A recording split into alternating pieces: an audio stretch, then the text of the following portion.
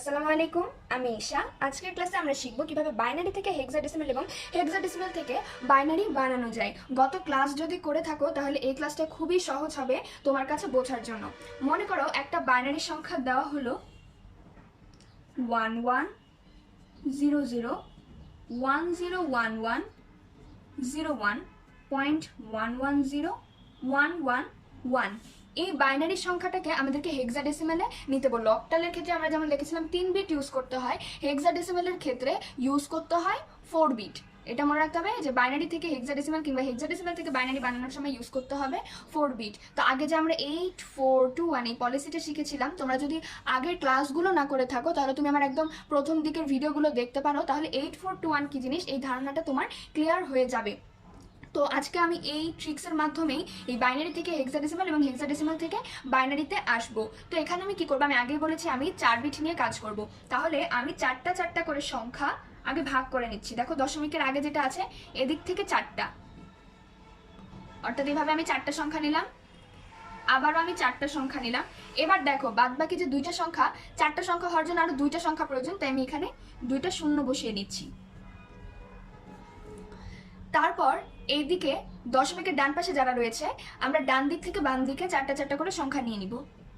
আবারও দেখো 2টা সংখ্যা কম পড়ছে, তাই আমি 2টা শূন্য দিয়ে এখানে 4টা ঘর বানিয়ে নিলাম। এবার 4টা ঘর বানিয়ে যেটা হবে, 4টা ঘরে কি আছে 1101। এবার আমরা 8421 এর নিচে এটা লিখবো 1101। এখানে যে ঘরগুলোর নিচে 1 আছে সেগুলো যোগ করে দিবে। যেরকম 8 4 আর 1 এর নিচে 1 আছে মানে 8 4 আর 1 তোমাকে যোগ করে দিতে হবে। 8 আর 4 যোগ করলে হবে 12, 12 আর 1 যোগ করলে হবে 13।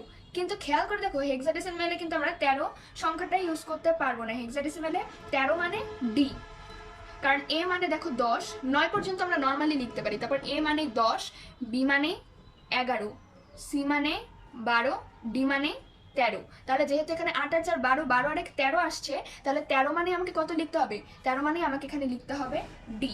একইভাবে দেখো এখানে কি আছে 0010, তাহলে আমি আবারও 8421 নিচ্ছি।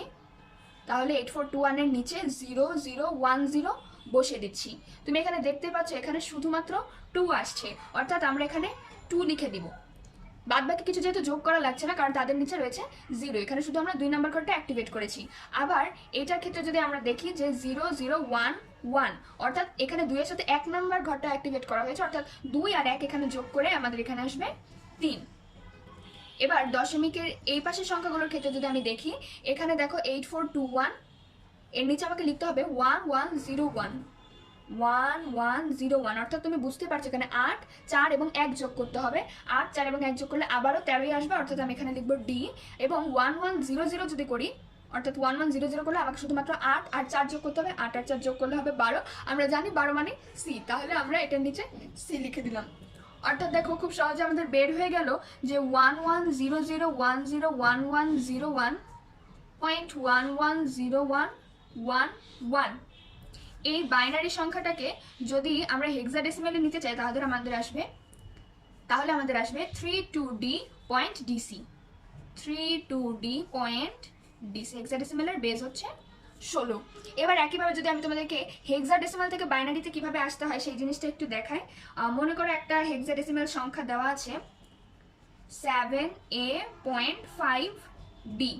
অক্টাল থেকে বাইনারি কিংবা হেক্সাডেসিমাল থেকে বাইনারিতে আসার সময় সংখ্যাগুলো একটু ফাঁকা ফাঁকা করে লিখবে। আগে দেখো আমরা যেরকম চারটা বিট থেকে আমরা একটা সংখ্যায় নিয়ে এসেছি, এবার একটা সংখ্যাকে ভেঙে আমরা 4টা বিট করব। এখানেও আমরা সেই আগের 8421 পলিসিটা ইউজ করব। কিভাবে করব, 7কে যদি আমি 4 বিটে নিয়ে আসতে যাই তাহলে আমার কোন কোন ঘর অ্যাক্টিভেট করা লাগে দেখো তো। আমরা যদি 4 2 এবং 1 অ্যাক্টিভেট করে দেই তাহলেই কিন্তু আমাদের 7 চলে আসে।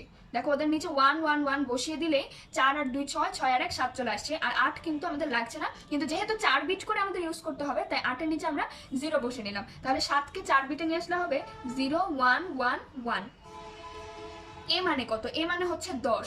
তাহলে দেখো তো 8421 এ কত কত যোগ করলে 10 হয়, 8 আর 2 যদি আমরা যোগ করে দিই তাহলে কিন্তু আমাদের 10 চলে আসছে, অর্থাৎ 1 আর 2 এর ঘরের নিচে 1, আর বাদ বাকি যেই ঘরটা আমরা অ্যাক্টিভেট করছি না সেগুলোর নিচে আমরা বসিয়ে দিলাম 0।